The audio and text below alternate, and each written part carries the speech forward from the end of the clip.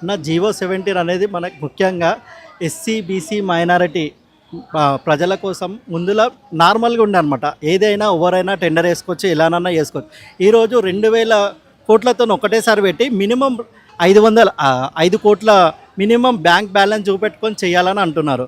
అది పెట్టుకొని చేసే వాళ్ళు సామాన్యులు ఉండరు. ఈరోజు ఎడ్యుకేషన్ చేసుకొని ఎడ్యుకేషన్లు ఉండి మనోళ్ళు బీదరికం నుండి ఎస్సీ బీసీ మైనారిటీ చాలా మటుకు బీదరికంలోనే ఉంటారు.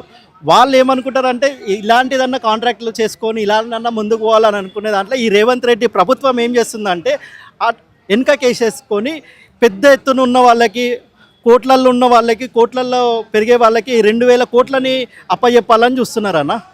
మరి ఇప్పుడు దీనివల్ల బడుగు బలహీన వర్గాలకు చెందినటువంటి మనలాంటి వాళ్ళు ఏమైనా నష్టపోయే అవకాశాలు ఉన్నాయి అన్న? తప్పకుండా అన్న. ఈరోజు ఎస్సీ బీసీ మైనారిటీ ఎవరున్నా కానీ చదువులల్లో అంతో ఇంతో ముందుకు ఈ మధ్యనే వస్తున్నారు. ఈ మధ్య వచ్చే వాళ్ళకి కూడా ఎడ్యుకేషన్ నుండి జాబులు లేక, ఈ రోజులలో జాబులు లేక చాలామంది వెనకపోతున్నారు.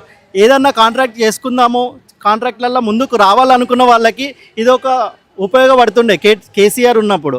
ఈరోజు ఏమైందంటే రేవంత్ రెడ్డి అనేది 5 కోట్లు మినిమం ఉండాలనేసి డిపాజిట్ పెట్టేసి చేయాలంటున్నారు. కాబట్టి అది తప్పుగా పోతుందన్న. అది చేయలేను అనమాట మామూలు.